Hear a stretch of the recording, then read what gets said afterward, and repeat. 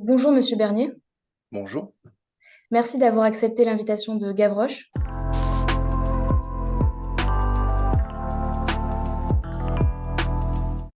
Vous êtes auteur de nombreux ouvrages et spécialiste des questions politiques ayant trait à l'écologie. Vous vous réclamez du courant de la démondialisation et votre dernier livre, paru aux éditions Utopia en 2020, s'intitule L'illusion localiste. Alors tout d'abord, est-ce que vous pouvez nous dire en quelques mots sur votre parcours intellectuel et sur votre engagement militant? Ouais, avec plaisir. Alors, d'abord, merci pour l'invitation. Alors, l'illusion localiste, c'est pas le dernier, c'est l'avant-dernier en fait, puisqu'il y a un livre après qui s'appelle L'urgence de relocaliser, mais bon, les deux sont assez liés. Le dernier est quasiment la suite du précédent. Alors, bon, mon parcours militant, j'ai été assez longtemps dans l'association Attaque, donc dans les milieux altermondialistes. Et bon, j'ai été ensuite l'un des nombreux sympathisants de ce qui était à l'époque le Front de gauche, voilà, sans être véritablement impliqué, mais heu, enfin, en étant un peu impliqué quand même, mais pas, pas dans une organisation en tant que telle. Bon et puis j'ai un travail, de journalisme et d'écriture, un peu au long cours puisque j'ai commencé maintenant, il y a une quinzaine d'années, et j'ai, démarré par un premier livre sur, les questions environnementales, autour de la création des marchés du carbone. Donc, bon, un sujet, quand même assez ciblé, mais, qui faisait intervenir la finance, et voilà, le sujet était quand même l'appropriation, par, les grandes entreprises et la sphère financière d'un certain nombre de questions environnementales. Voilà et bon, j'ai continué ce travail, heu, tout en traitant un certain nombre d'autres sujets, notamment les questions européennes, mais bon, tout étant lié quand même autour de la mondialisation, de l'impact, écologique et social de la mondialisation et puis surtout, des façons d'y faire face, des propositions qu'on pourrait, mettre dans le débat public pour essayer de reprendre la main, de reprendre un contrôle politique sur l'économie.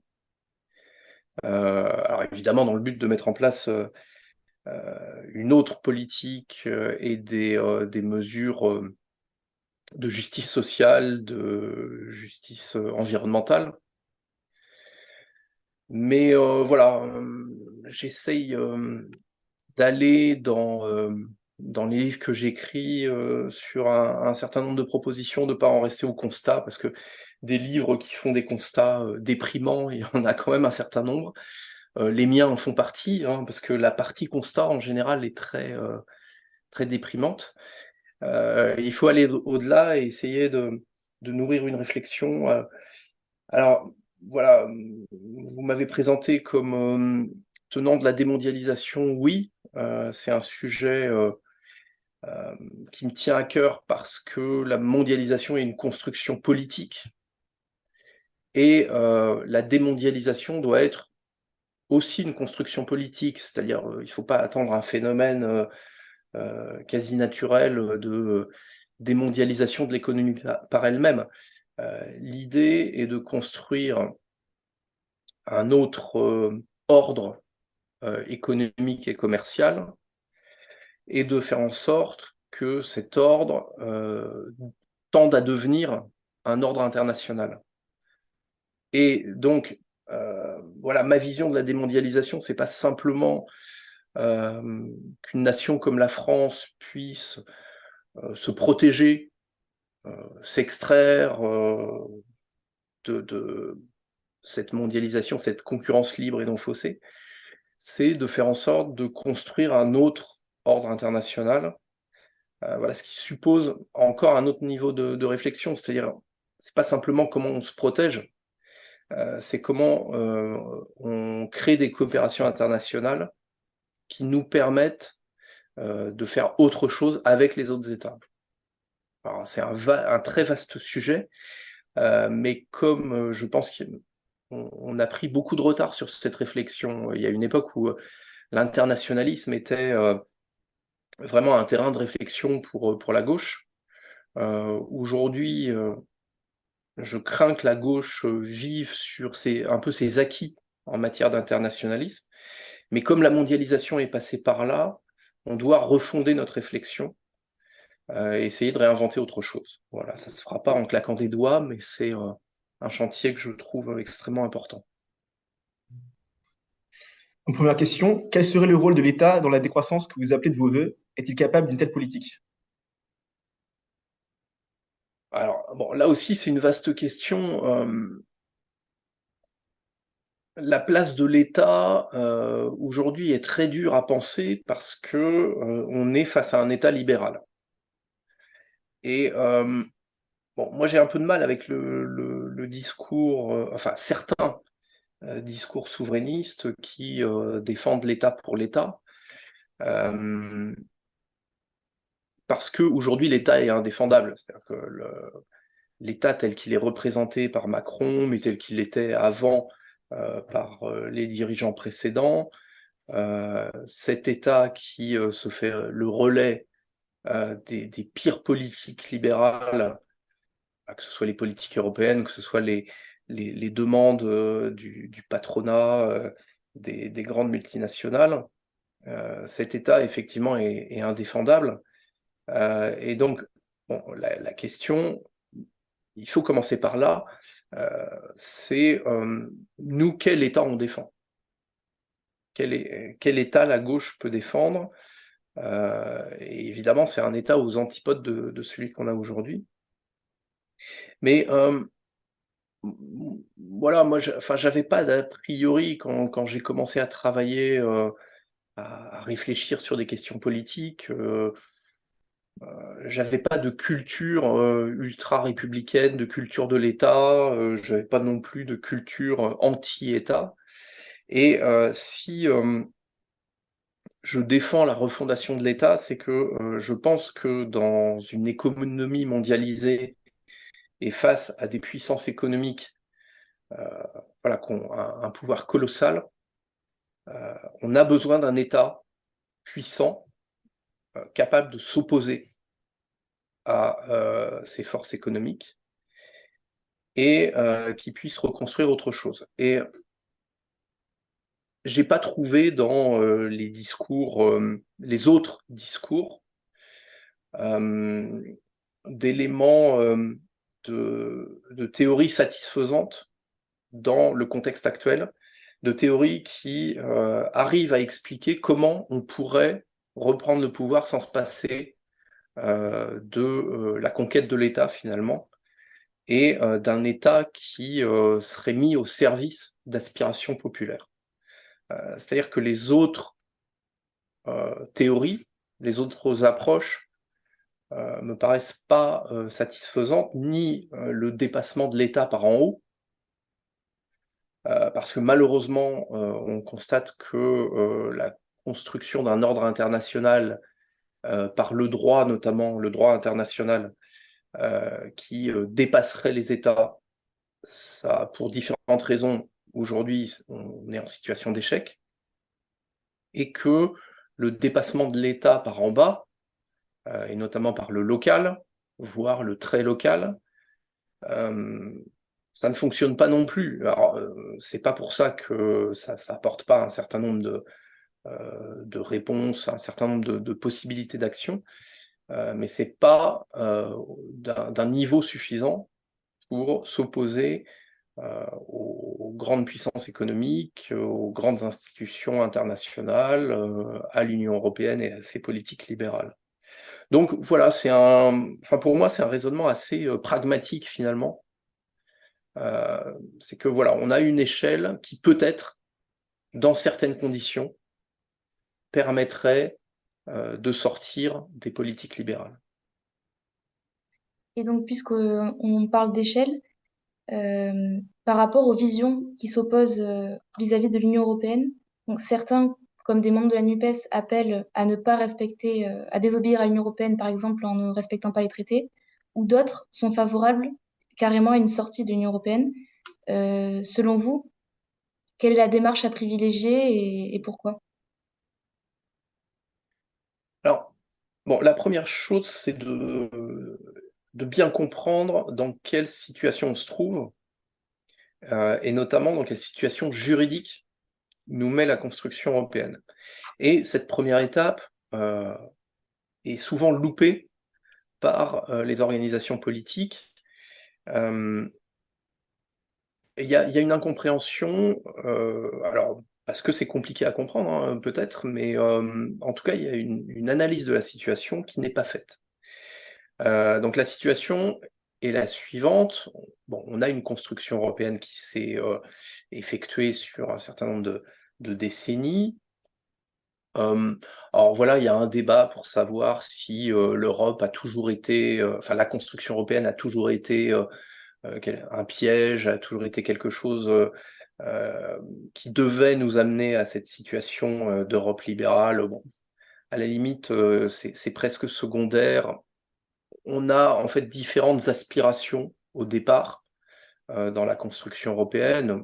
Alors on a des forces progressistes qui étaient pro-européennes, on a des forces réactionnaires qui l'étaient, on a un certain nombre de personnes ou de courants qui ont trouvé une espèce de rédemption dans la construction européenne après une période de collaboration assez honteuse. Enfin bon, au départ, vous avez une espèce de magma avec différentes composantes, mais voilà, un enthousiasme pro-européen qui s'est un peu, enfin où les choses se sont un peu complexifiées, notamment la France s'est opposée à trop d'intégration européenne. Bref, bon, tout ça a été assez complexe, mais il s'est élaboré progressivement un droit européen, notamment dans les années 60, hein, où on a eu, suite à l'adoption du traité de Rome, un certain nombre de contentieux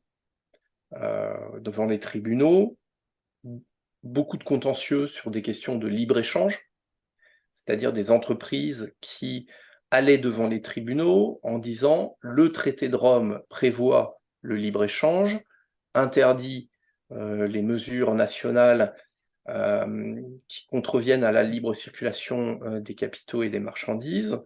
Donc, on invoque le traité de Rome pour s'opposer à certaines mesures de régulation prises par les États, notamment les droits de douane.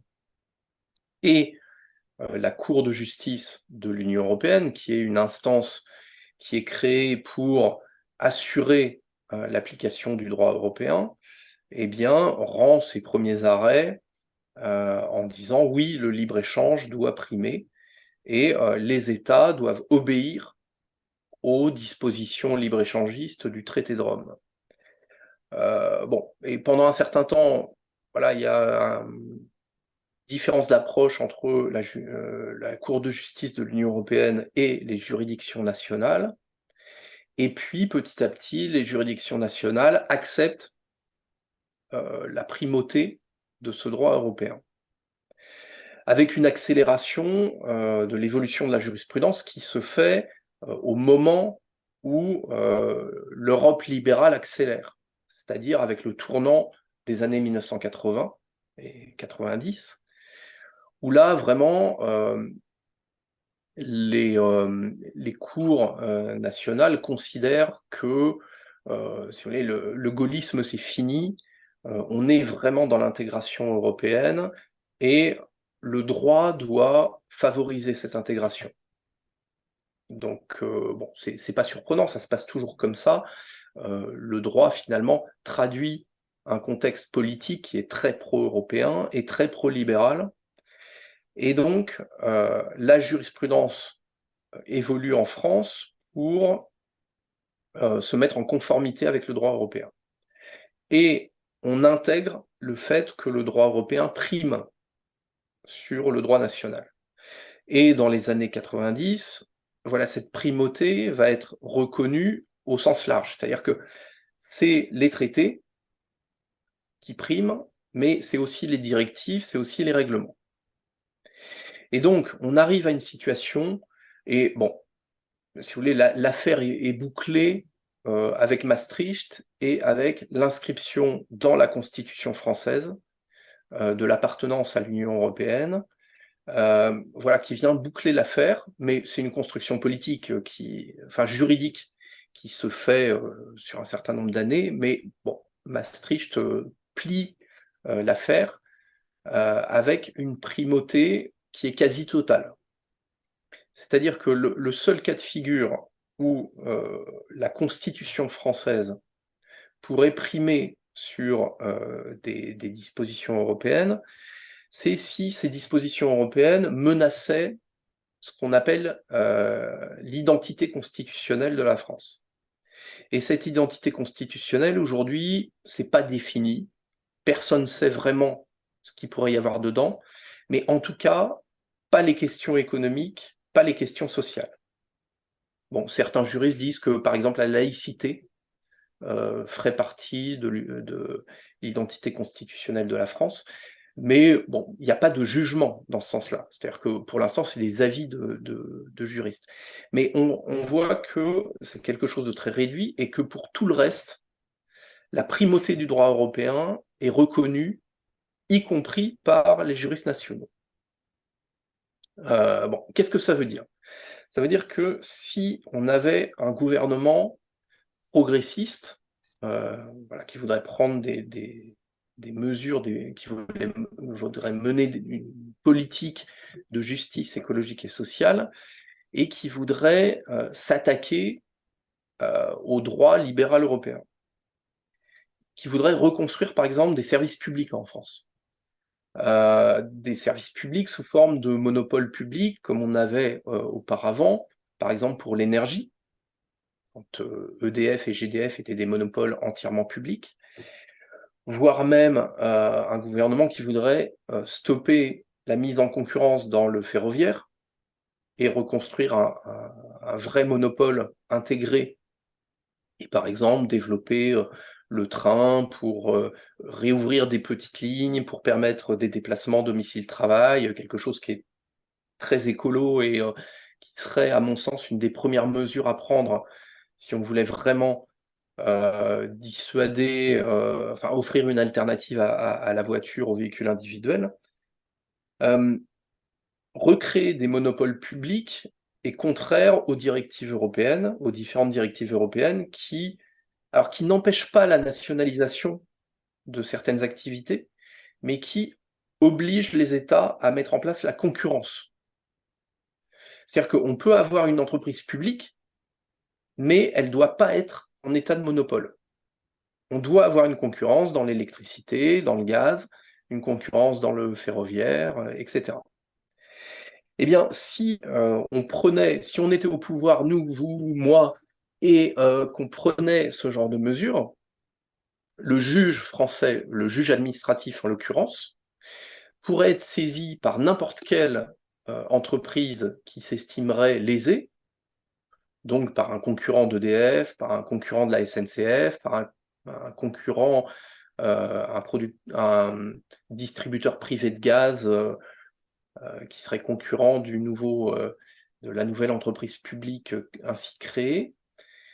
Donc ça ouvrirait un contentieux en droit administratif, et la jurisprudence est très claire, le droit européen primerait.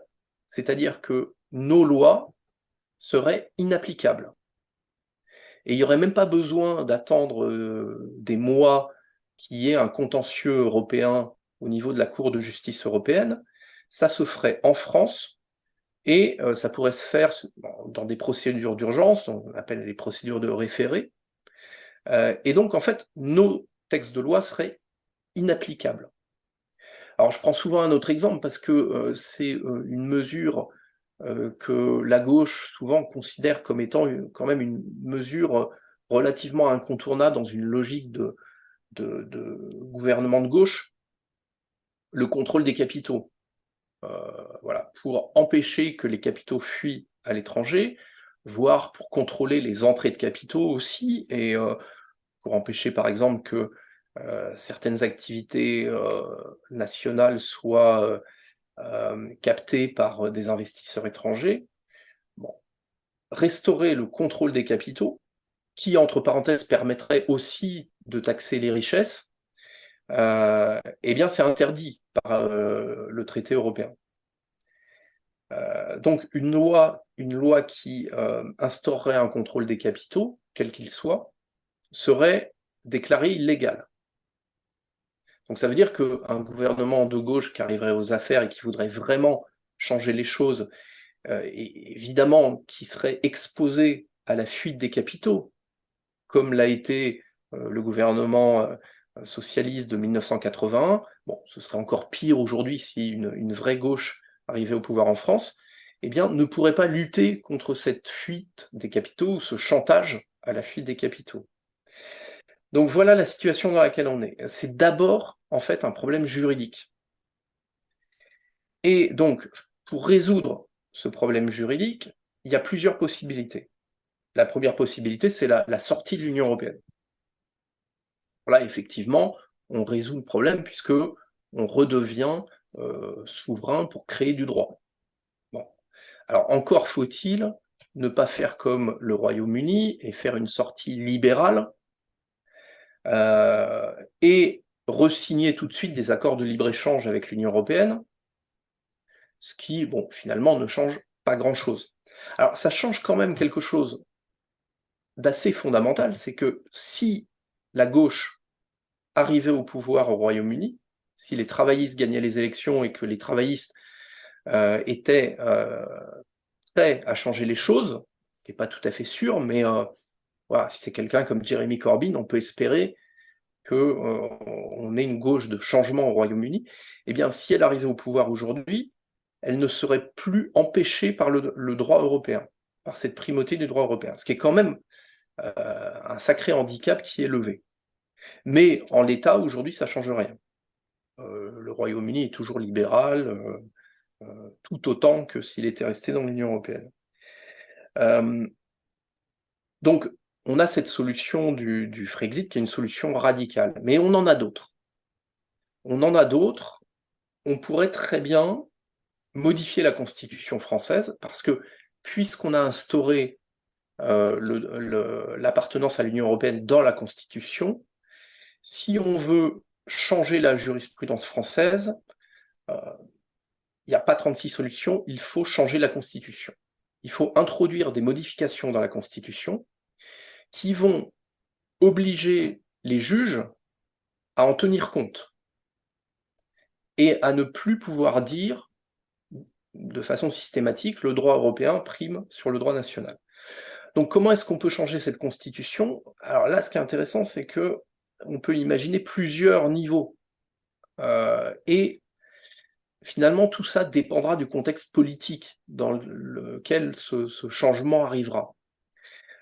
Si on a un mouvement social hyper puissant, si on a un gouvernement qui est très soutenu et qui a une majorité importante, voire écrasante, on pourrait avoir un changement assez radical qui dise, par exemple, voilà, sur les questions économiques et sociales, le droit national prime à nouveau sur le droit européen.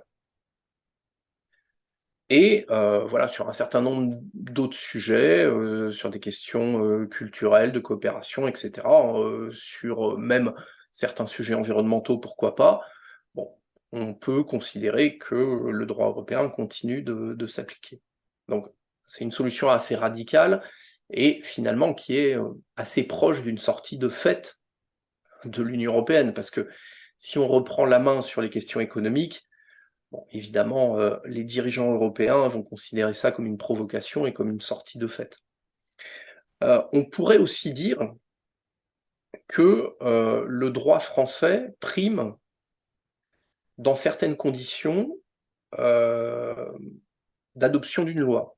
Par exemple, une loi qui serait issue, qui aurait la légitimité d'un référendum, pourrait primer sur le droit communautaire, sur le droit européen. C'est tout à fait possible aussi, c'est-à-dire que on ne limite pas la question à un certain nombre de compétences, on part du principe que si le peuple français aujourd'hui vote oui à un référendum qui propose une loi quelle qu'elle soit, eh bien cette volonté populaire prime sur le droit européen. Moi, ça me paraîtrait quand même assez, d'un point de vue démocratique, assez défendable, voire souhaitable. Et puis, on pourrait aussi imaginer, par exemple, que on sacralise les services publics.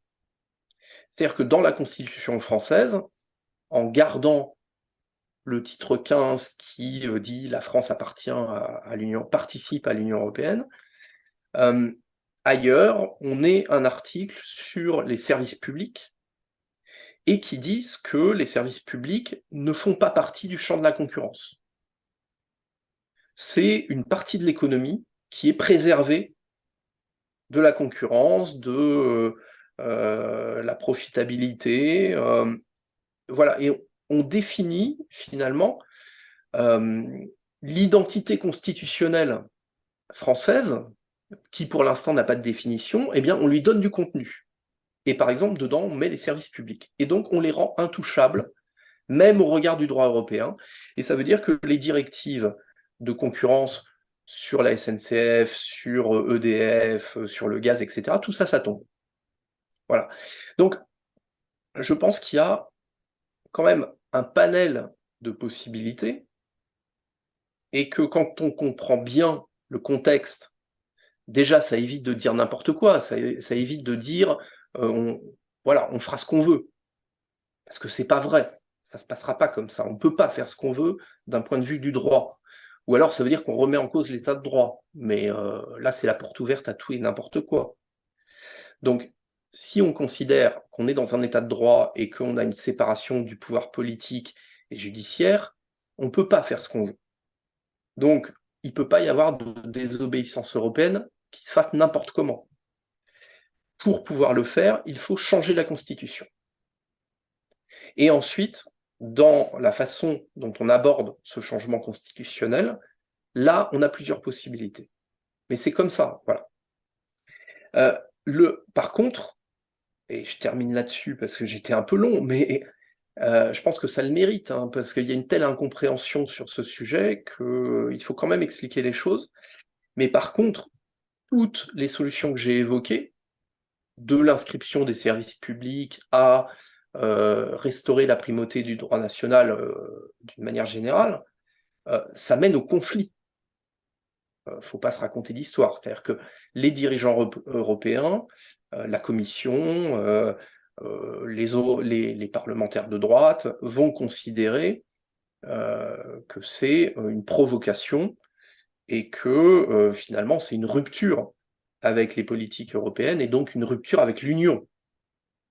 Et donc il faut se préparer au conflit.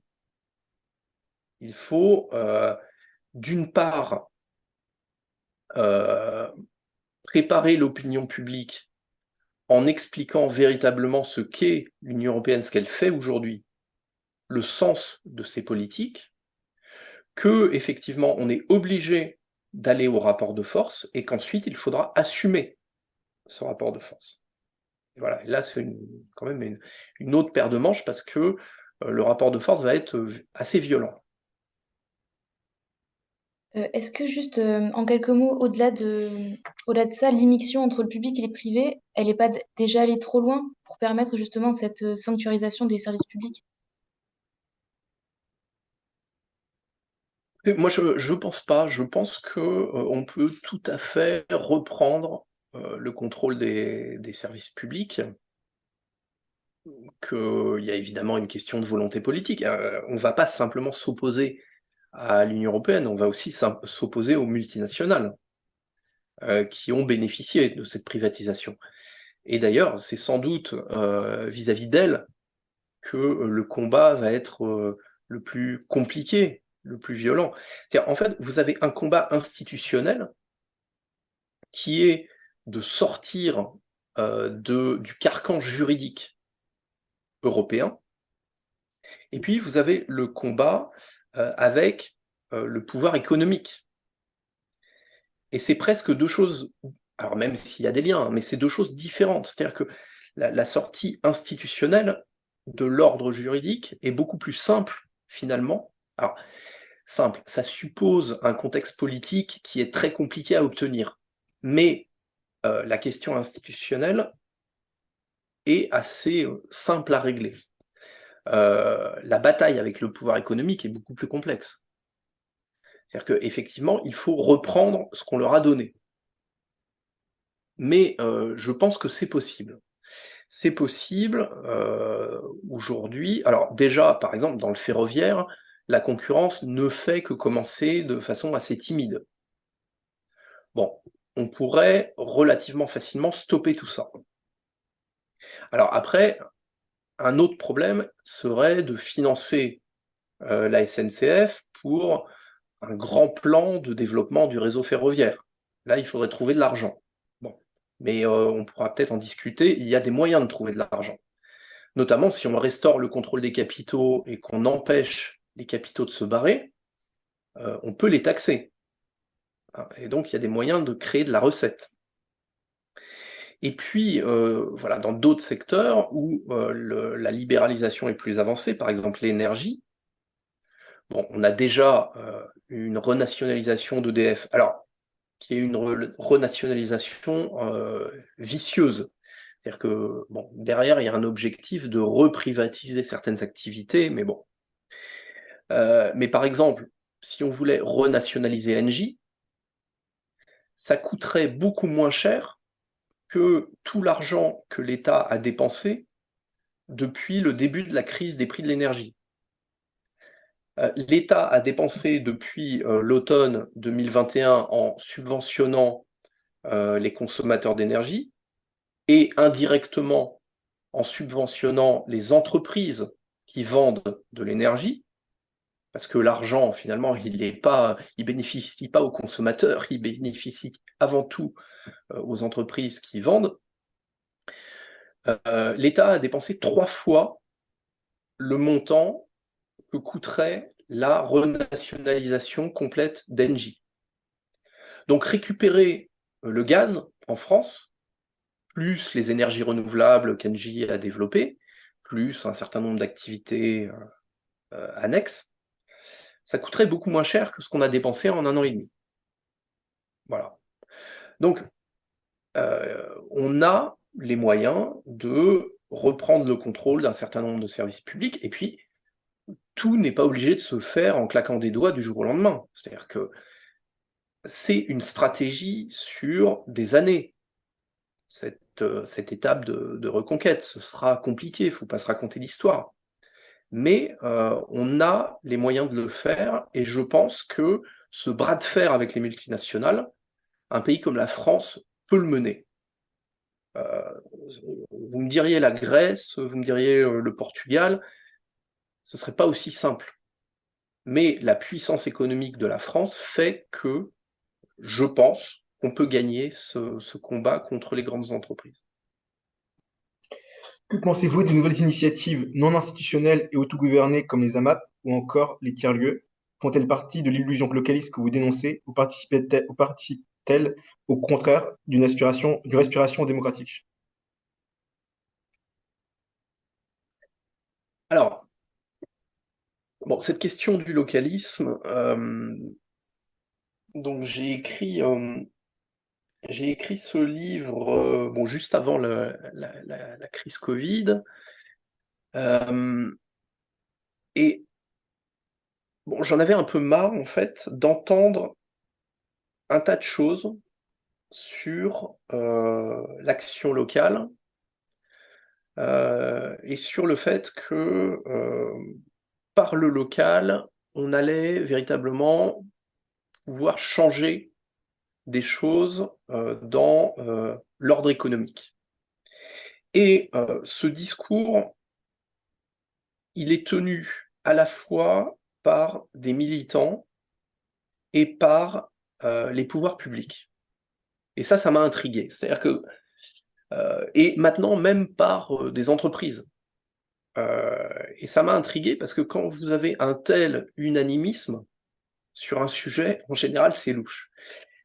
Donc j'ai travaillé sur cette question Euh, En étant moi-même, évidemment, investi localement, en étant moi-même membre d'une AMAP, en ayant milité contre le projet de Notre-Dame-des-Landes, par exemple, et en étant allé pendant des années à Notre-Dame-des-Landes, d'ailleurs, à une époque où on était 250 les pieds dans la boue, parce que ça n'intéressait pas encore les partis politiques.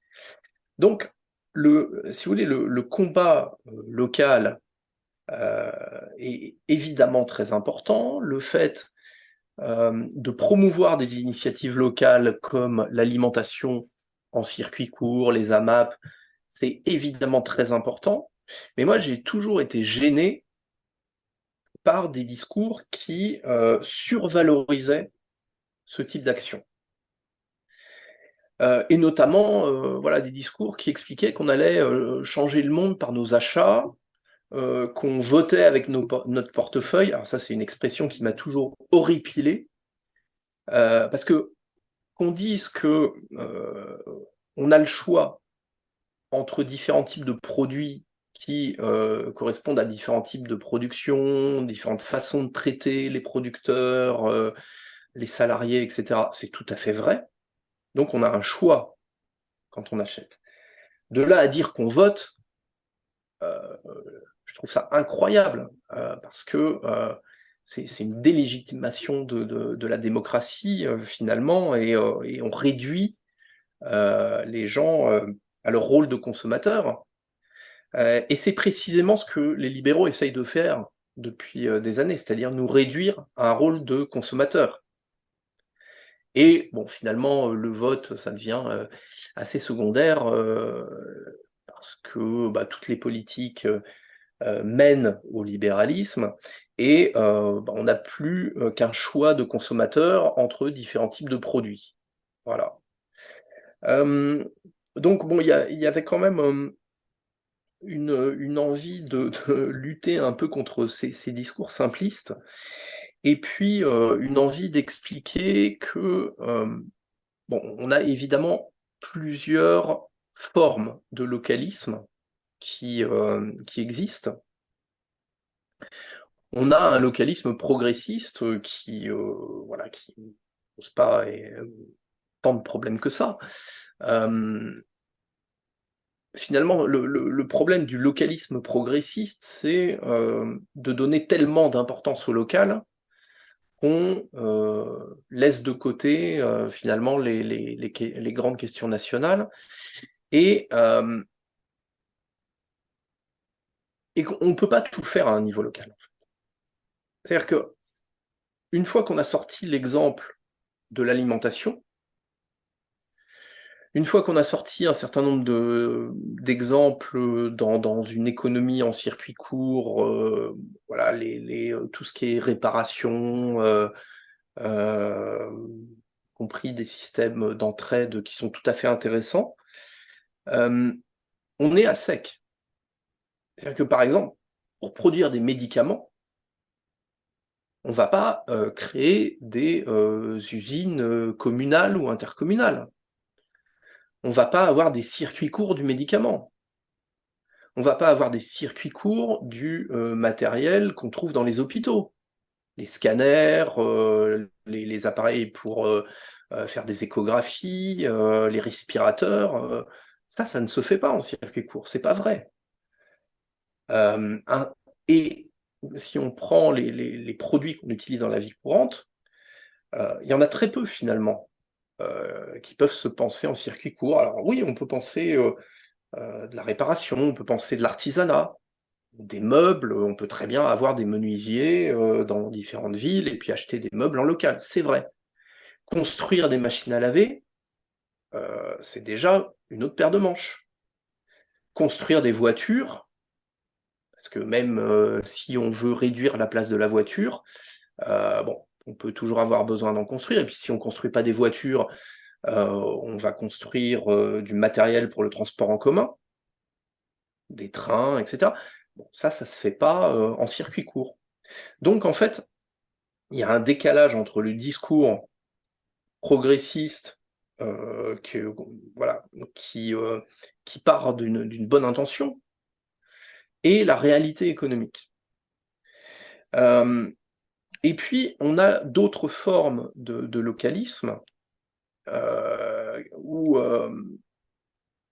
on est là véritablement dans le double discours. C'est-à-dire qu'on a un localisme libéral aujourd'hui qui, alors que les pouvoirs économiques se concentrent de plus en plus, qu'on transfère des compétences à l'Union européenne, qu'on est soumis à des accords internationaux de libre-échange, alors que les multinationales prennent un pouvoir de plus en plus considérable, on a des pouvoirs publics qui vantent le localisme. On a même aujourd'hui des pouvoirs économiques, la grande distribution par exemple, qui vante le localisme, qui vous dit ouais, nous on vend des trucs locaux, achetez locaux, vous allez défendre l'économie locale. Alors que voilà, c'est les premiers pourvoyeurs de produits qui viennent par conteneurs entiers de pays asiatiques à bas coût de main-d'œuvre, où on exploite les gens, etc. Et en fait, voilà, moi je l'analyse de la façon suivante. On a eu pendant un certain nombre de temps un discours sur la mondialisation heureuse qui a marché pendant quelques années et qui aujourd'hui fonctionne plus. C'est-à-dire qu'à part quelques petites fractions des classes supérieures qui en bénéficient, bon, dans les classes populaires, plus personne ne croit à la mondialisation heureuse. C'est un discours qui est mort et enterré, et donc il faut donner le change, il faut donner autre chose. Et donc, le discours des institutions a changé. On nous explique aujourd'hui que la mondialisation est inévitable. On nous dit plus qu'elle va être heureuse. On nous dit que c'est là et qu'on ne peut pas faire autrement. Mais que, par le local, on va pouvoir finalement limiter les dégâts de la mondialisation. Voilà. Et cette vision, ce discours libéral du localisme est, à mon sens, un des trucs qu'on peut trouver de pire en matière je dirais presque de foutage de gueule, parce que on, on a un pouvoir qui sait très bien que l'économie se concentre, que même au niveau d'un État, on a de moins en moins de leviers pour agir sur l'économie, et on nous fait croire qu'à un niveau régional, à un niveau communal, à un niveau intermédiaire, on peut avoir une économie différente. Et c'est faux. C'est faux parce qu'on peut effectivement soutenir des producteurs locaux de fruits et légumes, de viande, etc., en achetant leurs produits, mais il n'empêche que même sur ces territoires, la majeure partie des producteurs sont directement connectés au marché mondial. C'est-à-dire que, par exemple, les céréaliers, les agriculteurs qui font des grandes cultures, les grands éleveurs, les producteurs de lait, sont totalement dépendants du marché mondial. Donc en fait, cette économie qui arrive un peu à s'affranchir de l'économie mondiale, c'est extrêmement marginal, et c'est une caution pour le reste. Et le meilleur exemple, c'est que malgré tous ces discours, en fait, toutes les collectivités locales, maintenant on dit les territoires, toutes les collectivités locales ont ce discours localiste, qu'elles soient de droite, de gauche, du centre, etc. Elles ont toutes ce discours localiste. Et elles affichent toutes des actions de développement des circuits courts. Voilà, vous pouvez aller partout en France, c'est un standard. Toutes les enseignes de grande distribution font aussi la même chose, communiquent au moins sur les produits alimentaires, sur le fait qu'ils soutiennent. Voilà. Et malgré ça, on a toujours plus d'importations dans la production alimentaire. C'est-à-dire, si on regarde la part des importations par rapport à la consommation, on est en progression constante. Et on est même en progression constante sur les fruits et les légumes. Alors, hors production exotique, c'est-à-dire sur tout ce qui peut être produit par des AMAP, qui peut être produit par des producteurs locaux, les fameux producteurs locaux que toutes les collectivités de France et tous les supermarchés de France ont l'ambition de soutenir, et bien même sur ce secteur qui est quand même très concentré, enfin on ne parle pas de l'alimentation en général, on parle de la partie de l'alimentation qui serait favorable à la relocalisation, et bien même là-dessus, on importe de plus en plus. Parce que l'intérêt de la grande distribution, c'est d'importer, enfin de s'approvisionner là où c'est le moins cher, et de vendre avec une marge quand même suffisamment confortable, mais de vendre relativement à bas prix, voilà, des produits souvent de mauvaise qualité. Et donc ce double discours, je pense, enfin, doit être déconstruit, dénoncé. Et puis, bon, pour terminer, on a aussi, et de plus en plus, un localisme identitaire qui se développe et qui est extrêmement dangereux lui aussi, puisque l'extrême droite a aussi un discours localiste, de plus en plus localiste même, avec une théorisation du localisme qui remonte à Maurras, à Barrès, voilà, où on nous expliquait que finalement le nationalisme devait s'ancrer dans l'identité locale et qu'on n'était jamais aussi bon nationaliste qu'en étant régionaliste ou localiste. Bon, ce qui a fait son chemin dans le paysage intellectuel de l'extrême droite, mais bon, qui n'a pas non plus débouché sur des grands discours politiques des partis d'extrême droite, jusqu'à il n'y a pas très longtemps, où le Rassemblement national s'est emparé véritablement du localisme. Voilà, pour des raisons, à mon avis, écologiques et sociales. La première, c'est que sur l'écologie, l'extrême droite étant nulle sur les questions écologiques, enfin bon, ils n'ont jamais travaillé sur ce sujet, je pense que globalement ils s'en foutent. Le moyen qu'ils ont trouvé d'introduire de l'écologie dans leur discours, c'est de développer un discours localiste. Et de dire, c'est voilà, en aimant son territoire, en préservant son territoire, qu'on va faire de l'écologie. Ça me paraît extrêmement pauvre, mais c'est assez flagrant, ça a été une façon de mettre en avant le discours écologiste et finalement d'apporter une réponse très différente de celle des écologistes, des autres écologistes.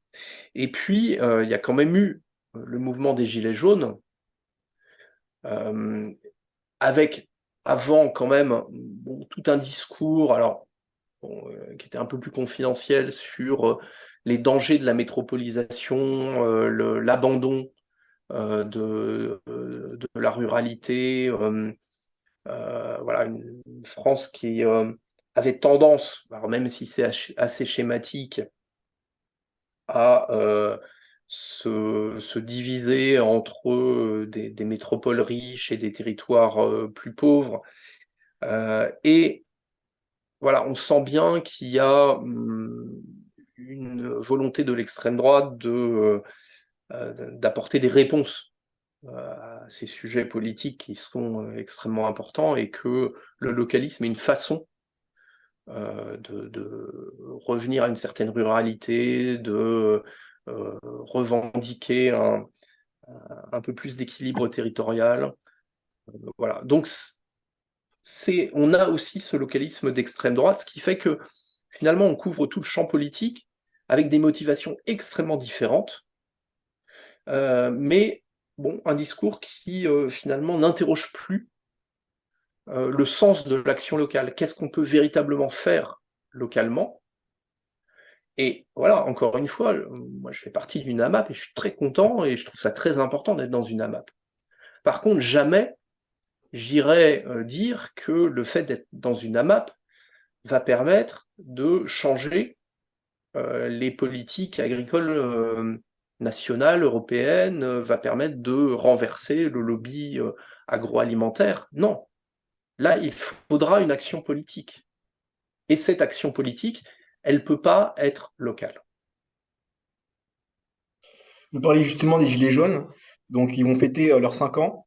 Quelle est votre analyse de ce mouvement? Que pensez-vous des principales propositions émises que sont le RIC et le mandat impératif et révocatoire? Alors, bon, c'est un mouvement social qui est voilà, extrêmement d'abord inattendu, parce qu'avant ce mouvement des Gilets jaunes, ça faisait quand même un certain nombre d'années que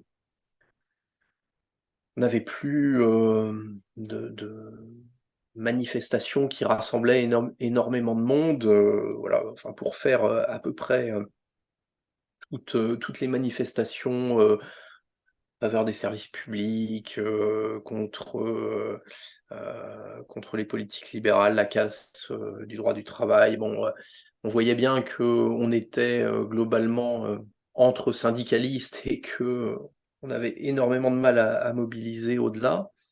Et puis d'un seul coup, comme ça, de façon assez imprévisible, on a un mouvement social, quand même assez spontané et évidemment avec, de tout.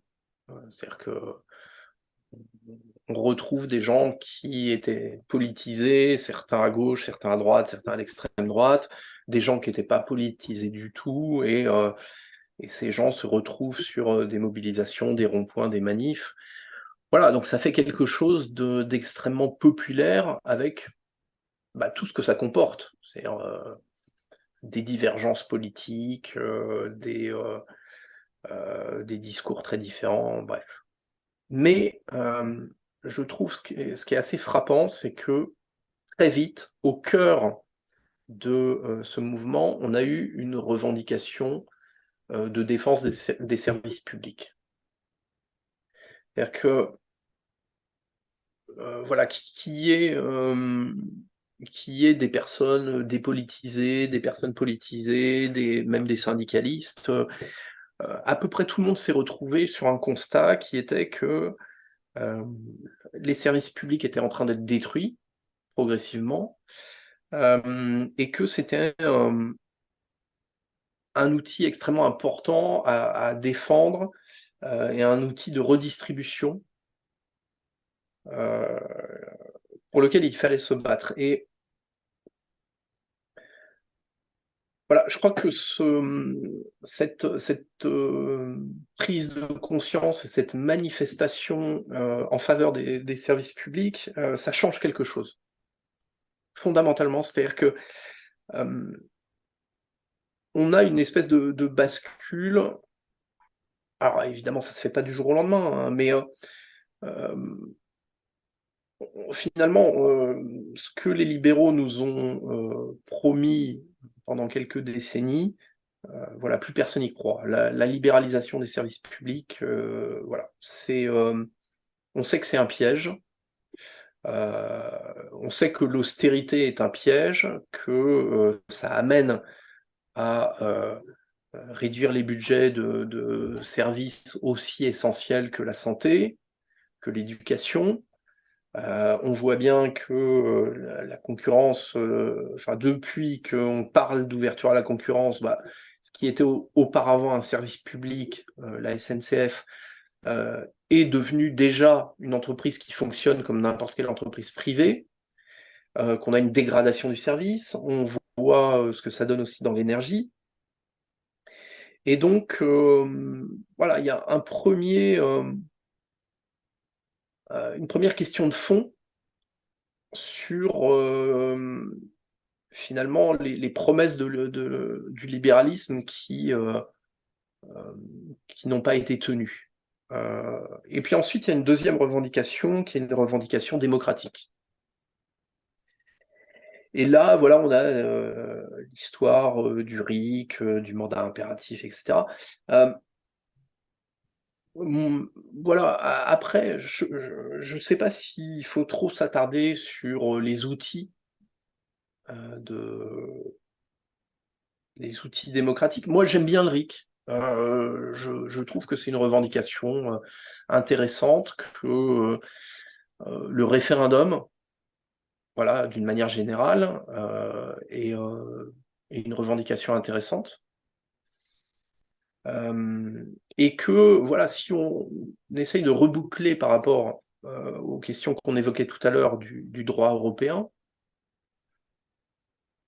voilà, ça peut être intéressant de mettre en regard cette revendication de référendum avec cet ordre juridique qui est verrouillé et qui ne tolère pas finalement le référendum, et encore moins le RIC.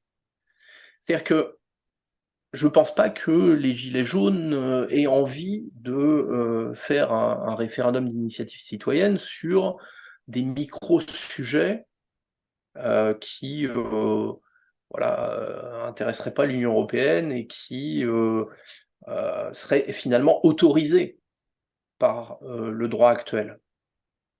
On veut faire des référendums sur des grandes questions économiques et sociales, justement sur la préservation des services publics, justement sur la répartition des richesses, donc sur les possibilités de taxer les riches, donc sur la façon dont circulent les capitaux. Enfin, c'est de ces questions-là dont on a envie de discuter et sur lesquelles on aimerait avoir des référendums. Et aujourd'hui, c'est interdit. C'est interdit. Alors, bon, le référendum en tant que tel serait pas forcément interdit, mais de toute façon, la réponse au bout du compte, c'est bah non, c'est pas possible, juridiquement. Donc, je crois que cette demande de démocratie va forcément aboutir au constat que, en l'état, c'est pas possible.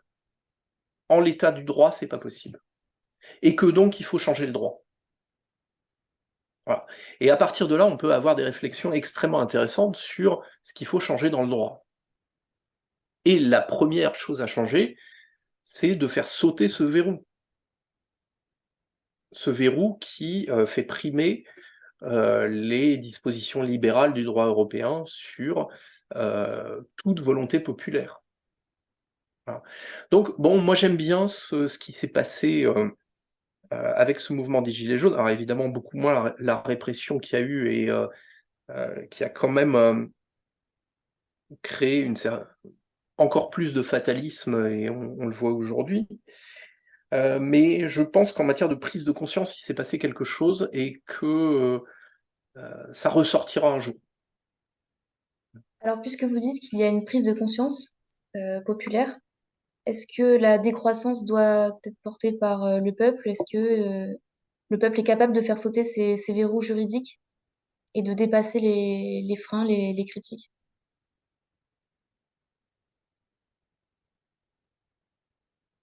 Alors la décroissance, bon, d'abord moi,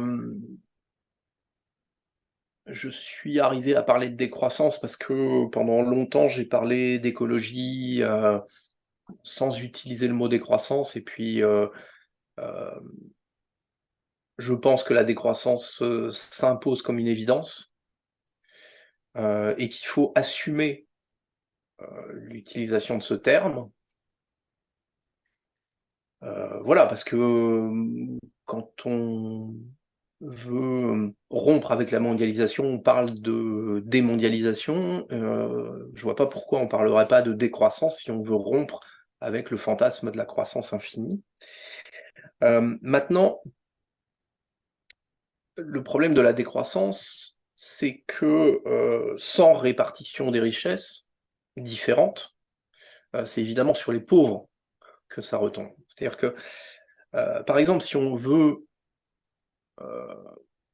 commercialiser des produits qui soient pas des produits jetables, qui soient pas des produits qui aient une durée de vie de plus en plus courte, qui soient des produits réparables, et qui permettent de réduire la consommation de matière, bah, évidemment, c'est des produits qui coûteront plus cher. Et donc, si on ne change rien d'autre, c'est des produits qui pourront être achetés par des gens qui ont des moyens. Voilà, et puis bon, on peut prendre tous les exemples qu'on veut. Bon, si on veut améliorer finalement la qualité de ce qu'on consomme, si on veut consommer des produits issus d'une agriculture plus durable, voire bio, oui, ça a un coût par rapport à des produits qui sont importés d'endroits où on fait de la production intensive, ou même de produits tout à fait français. Je pense aux tomates qui poussent en Bretagne dans des gigantesques serres automatisées et qui sont un désastre écologique. Bon, si on veut, au lieu de ça, consommer des produits de qualité, évidemment, ça coûte plus cher. Alors, ça paraît assez évident. Et donc, sans répartition des richesses différentes, on ne peut pas proposer la décroissance et espérer être entendu. Hein. Sauf par voilà, des militants, des gens qui sont déjà convaincus, euh, comme moi, peut-être comme vous. Mais en tout cas, pour les classes populaires, ça ne peut être interprété que comme des privations, de l'austérité, etc. Et d'ailleurs, c'est bien pour ça qu'on a aujourd'hui, quand, quand on voit ce qui se développe dans l'alimentation, par exemple, on a une alimentation à plusieurs vitesses, à plusieurs niveaux de qualité. On a effectivement des produits bio pour les gens qui ont les moyens de se payer, et puis on a des produits toujours moins chers et qui sont d'une qualité toujours plus médiocre. Et donc, voilà, il faut aborder de front la question de la décroissance et de la répartition des richesses. Donc, on ne peut pas être sur une logique de la décroissance qui soit une logique individuelle uniquement. Alors ça suppose, bien sûr, une prise de conscience, un engagement individuel, bon. Mais on doit avoir une vision politique, on doit planifier la décroissance. Et donc, ça passe par des changements profondément politiques.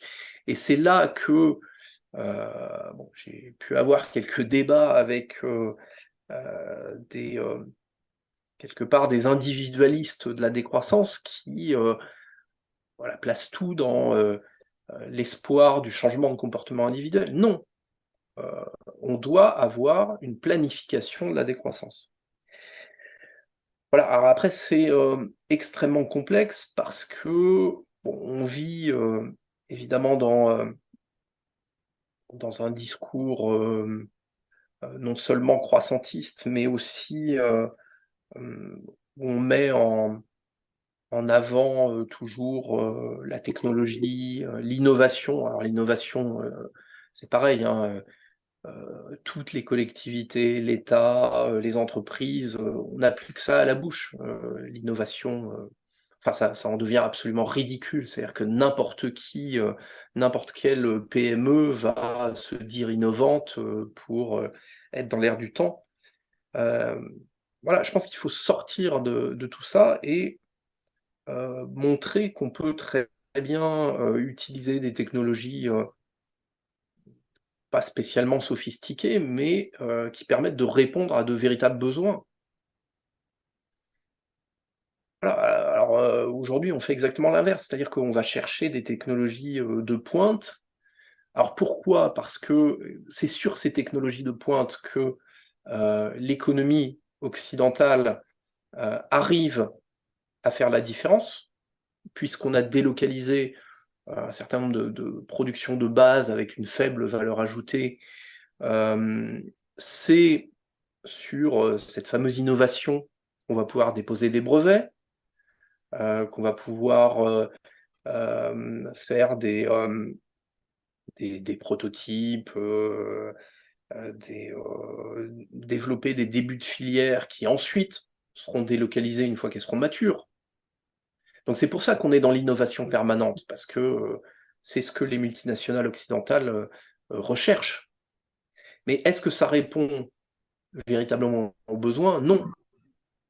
Non, enfin je pense que, par exemple, sur l'énergie, aujourd'hui, plutôt que de chercher des moyens de produire de l'électricité à tout prix et de chercher des nouveaux vecteurs énergétiques, par exemple comme l'hydrogène, qui aujourd'hui a un rendement déplorable, qui nécessite des investissements colossaux. On pourrait développer des solutions beaucoup plus basiques, mais qui répondent réellement aux besoins. Par exemple, de la chaleur renouvelable, avec de l'eau chaude qui serait produite à partir du solaire, davantage de chauffage au bois. Donc, on a des solutions de décroissance, mais encore faudrait-il s'affranchir du dogme de l'innovation et de la croissance à tout prix, et relocaliser les bonnes technologies. C'est-à-dire arriver à sortir de cette logique de concurrence et arriver à créer des filières locales pour répondre à des besoins essentiels, comme voilà, manger, s'habiller, se chauffer, etc. Et là, on voit qu'il y a une différence fondamentale entre ce que veulent les entreprises, la haute technologie, l'innovation, la course à l'innovation en permanence, et la satisfaction des besoins. Et là, ça pose un vrai sujet, c'est-à-dire qu'aujourd'hui, les pouvoirs publics, l'État, n'a pas de stratégie industrielle. C'est pas vrai, c'est un mensonge. On fait croire qu'on a une stratégie industrielle, mais c'est faux. En fait, on a un État qui écoute les lobbies, les grandes multinationales, les entreprises françaises et autres, hein, y compris ceux qui investissent en France, mais qui rapatrient leurs capitaux à l'étranger. Ces entreprises qui ont des plans de développement industriel qui leur sont propres, et l'État prend ça et mouline le tout et dit voilà, on a une stratégie industrielle. Non, c'est pas vrai. Enfin, par exemple, l'avion propre qui fonctionnerait avec des carburants de synthèse, machin, voilà, ça c'est un délire de l'industrie de l'aéronautique. Le véhicule intelligent, les voitures bourrées d'électronique avec des fonctions automatiques, ça c'est un délire de l'industrie automobile. Et nos pouvoirs publics, notre élite politique, reprend ça tel quel et le recrache en disant c'est notre stratégie industrielle. C'est faux.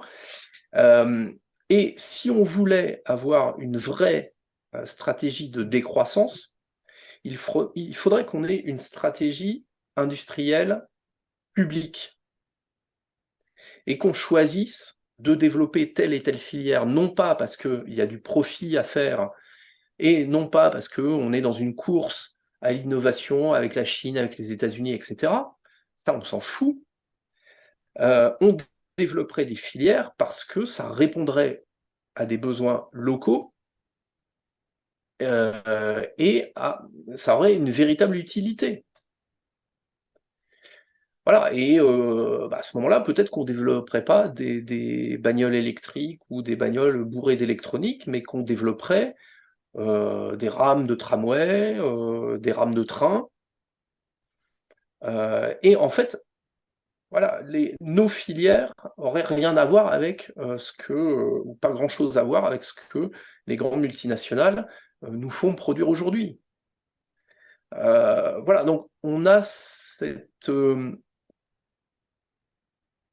difficulté à balancer finalement le mot d'ordre de décroissance dans un contexte aujourd'hui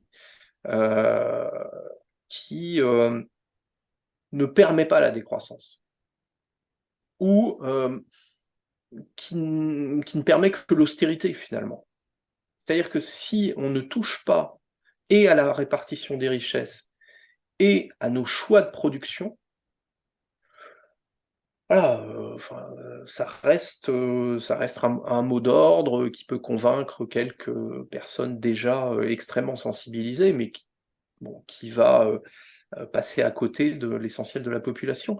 Donc il faut penser une économie, un état de la décroissance, une politique de la décroissance.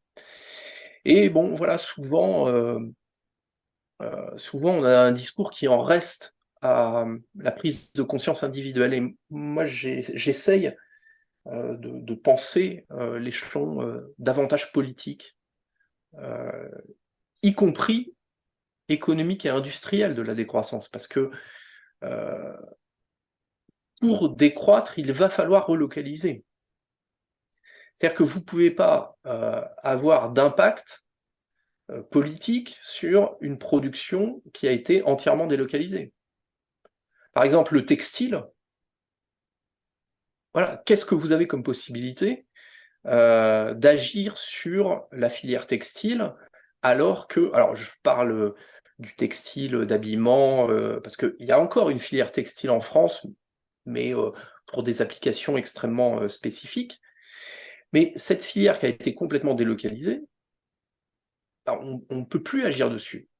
Donc il faut commencer par relocaliser pour pouvoir avoir une stratégie.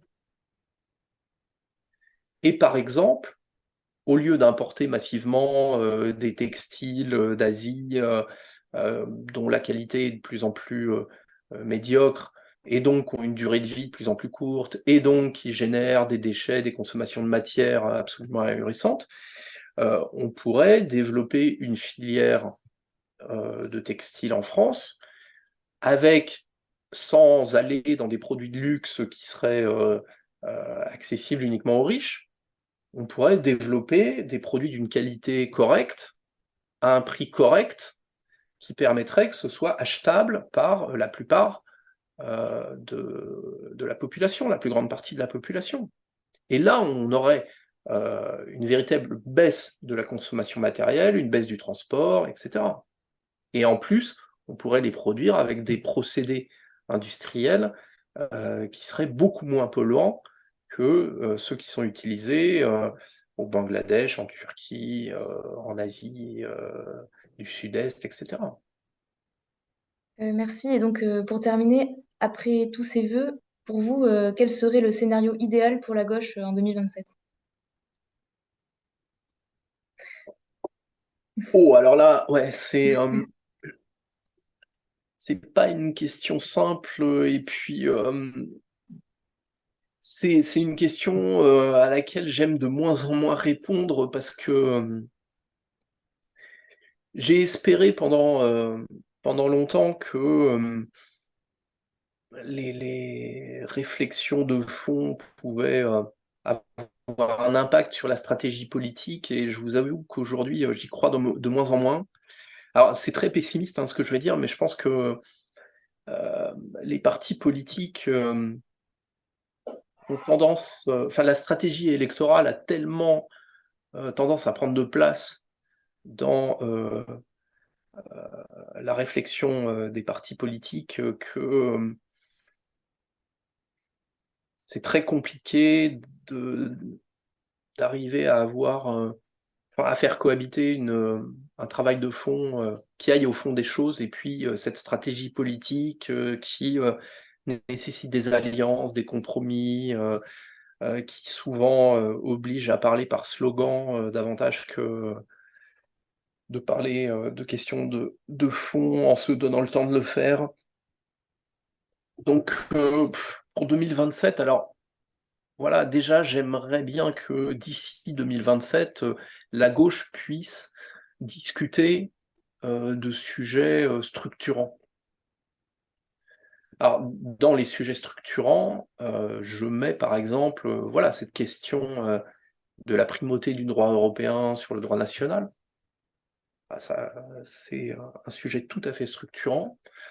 De la façon dont, au-delà des questions institutionnelles, il faut se préparer à affronter les grandes entreprises. Et donc de reparler de ce qui doit être dans la sphère publique et ce qui doit être dans la sphère privée, et comment est-ce qu'on remet un certain nombre de choses dans la sphère publique. et ça se fera pas sans affrontement avec le pouvoir privé. Enfin, si on veut renationaliser aujourd'hui, je prenais l'exemple d'Engie tout à l'heure, renationaliser le gaz en France. Voilà, les actionnaires d'Engie vont évidemment s'opposer autant que possible à un projet de nationalisation. J'imagine même pas si on parle de restaurer le contrôle des capitaux. Alors là, voilà, ça va être une levée de bouclier de tous les détenteurs de capitaux, de toutes les grandes multinationales et petites multinationales. Donc, si on veut préparer l'opinion publique à soutenir ce genre de propositions, c'est pas des choses qui peuvent débarquer du jour au lendemain. On a des décennies de bourrage de crâne par les libéraux qui ont produit quand même des résultats. C'est-à-dire que ce fatalisme, cette idée que finalement le libéralisme, le droit européen, les directives, tout ça, les grandes multinationales sont intouchables, c'est une réalité aujourd'hui. Et il faut arriver à se sortir ça de la tête et à faire rentrer autre chose, à faire rentrer des perspectives. Donc, d'ici à 2027, il y a un travail mais colossal à faire là-dessus. Alors, je parle même pas des questions de relations internationales qui, moi, me tiennent énormément à cœur et qui, à mon avis, sont essentielles, même si vous interrogez les gens dans la rue, on ne parle pas de ça spontanément. Mais recréer des relations internationales sur d'autres bases que la concurrence, que je vais piquer des marchés, je vais aller m'approvisionner en matières premières le moins cher possible, et voilà, sortir de cette logique de rapport de force, de néocolonialisme. Bon, il y a un chantier intellectuel considérable. Et moi, ce qui me désespère un peu, c'est qu'on prend jamais le temps de ces choses-là. C'est-à-dire, il y a toujours une élection qui fait que on prépare l'élection suivante et voilà, on est déjà dans la stratégie. Là, voilà, la prochaine élection, c'est les européennes. Bon, les partis de gauche, de ma famille politique, je pense que ce qui les occupe aujourd'hui, alors il y avait les retraites, il y a toujours les retraites, mais voilà, l'échéance, c'est les européennes. Qu'est-ce qu'on va faire aux européennes? Quelles alliances? Bon. Et donc, on risque encore de passer à côté des vraies discussions sur comment est-ce qu'on s'émancipe de ce cadre libéral européen, comment est-ce qu'on s'émancipe réellement, et donc par le droit. Voilà, et puis, bon, moi je pense aussi que on avait quand même réussi il y a quelques années, à montrer qu'il y avait une vraie fracture entre la gauche et la social-démocratie. Bon, évidemment, quand on présente les sondages, quand on écoute les médias, on dit toujours la gauche d'une façon très, très générale et ça rassemble un peu tout. Et en 2005, les débats qu'il y a eu autour du traité constitutionnel et la campagne et les résultats, finalement, ça a montré qu'il y avait la gauche et il y avait la social-démocratie. C'est-à-dire une partie qui auparavant faisait partie de la gauche et qui en était sortie d'elle-même pour défendre le libéralisme économique, alors assorti de quelques dispositions voilà, qui allaient un peu amortir le choc pour certaines populations, et encore, ça dépendait des moments, et que finalement la reconquête d'un projet politique de gauche obligeait à acter cette séparation finalement. C'est-à-dire que un projet politique de gauche, on n'allait pas le reconstruire avec la social-démocratie. C'est pas vrai. On pouvait avoir des alliances à certains moments pour des élections, mais c'est deux projets irréconciliables. Et je trouve qu'actuellement, on est en train de perdre ça de vue.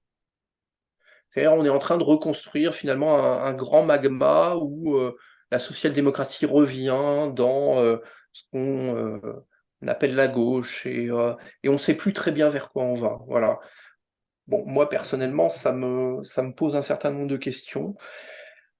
Et voilà, mais bref, ces questions de stratégie politique, je suis toujours ça, mais je suis ça d'une façon un peu désespérée. Alors, voilà, c'est pas définitif, hein, on est dans une période que je trouve assez déprimante, mais il n'y a pas de raison que ça dure éternellement, hein. On pourra effectivement reconstruire quelque chose. Mais bon, en 2027, voilà, j'aimerais qu'on fasse un vrai travail intellectuel de fond, et puis qu'on retrouve cette distinction entre la social-démocratie et la gauche. Et que ceux qui veulent rejoindre la gauche le fassent en connaissance de cause, et donc abandonnent la social-démocratie. Et que ce soit assez clair. Voilà. Merci, Monsieur Bernier. Donc, sur cette note et sur cet appel pour les prochaines échéances électorales, nous allons terminer l'entretien. Merci pour le partage de toutes vos réflexions sur des sujets aussi larges que la place de l'État et l'organisation de la décroissance et le rôle de la gauche. N'oubliez pas, soyez Gavroche.